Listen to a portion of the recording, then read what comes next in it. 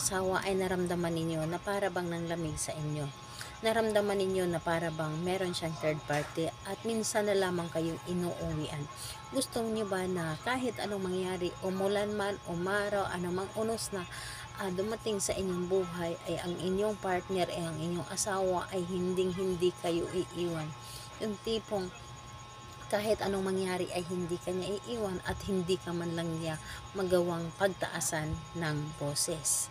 Hello mga guys, kumusta kayo? Panibagong araw, panibagong video na naman tayo, and sa araw na ito ay isa na namang video ang aking ituturo sa inyo na simpleng gabay o simpleng pamamaraan na makakatulong sa atin.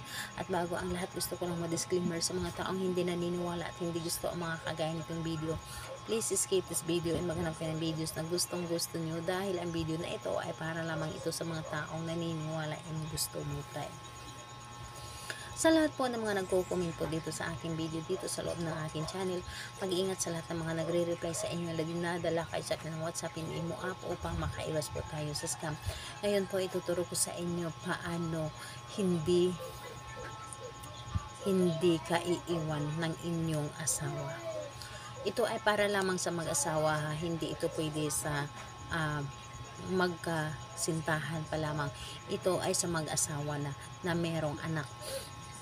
And ayun po, dapat lamang nating ihanda dito is kailangan mo lamang dito maghanda ng damit ng inyong asawa. Yung nalabhan na damit na hindi marumi. Damit na hindi marumi, ito ay bagong laba or nalabahan na. So, ayun po, ibig sabihin ay malinis na damit. So, ganito, kapag ready na yung damit niya, kailangan mo lamang din i-ready ang inyong sarili na alam mo sa inyong sarili na hindi ka nagdalawang isip na gawin at ito at buo ang inyong loob sa paggawa. Paniniwala syempre.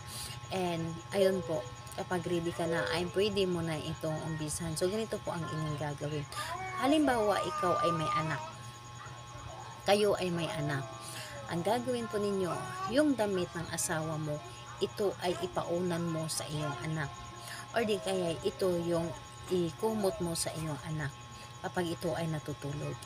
And habang kinukumot mo ito sa iyong anak, yung damit niya na malinis, sasabihin mo, yung kaluluwa mo at kaluluwa ng ating anak ay iisa at kailanman o hindi mo magawang iwan kami o hindi mo magawang lukuhin kami. Yun po ang sabihin po ninyo. Hindi mo na kailangan sambitin ang kanyang pangalan. Again po, yung anak mo ay natutulog, yung damit ng papa niya or mama niya, ang gagawin po ninyo ay ikumot nyo po sa kanya.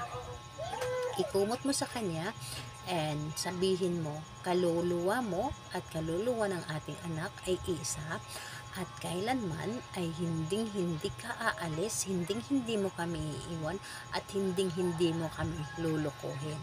So, ano man ang mangyari, yun ang gagawin mo tuwing matutulog ang inyong anak. Ano man ang mangyayari, hindi kayo magawang iwan ng inyong partner at hindi kayo magawa nataasan ng boses. Yung tipong mahinahon siya palagi na magsalita sa inyo, palagi siyang malambing na magsalita sa inyo at talagang aalagaan niya kayo at ipapakita niya sa inyo kung gaano kayo ka-importante sa kanya, gaano kayo niya kamahal. So, ipaparamdam niya ito sa inyo. So, gawin ninyo ito sa merong pamilya para hindi masira ang inyong pamilya at hindi magawang manglalaki o hindi magawang mababae ng inyong partner.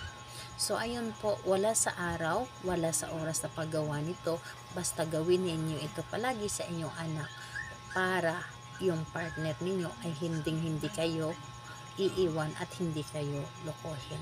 So, ayun po, salamat po sa inyo. Bye bye everyone. God bless us all.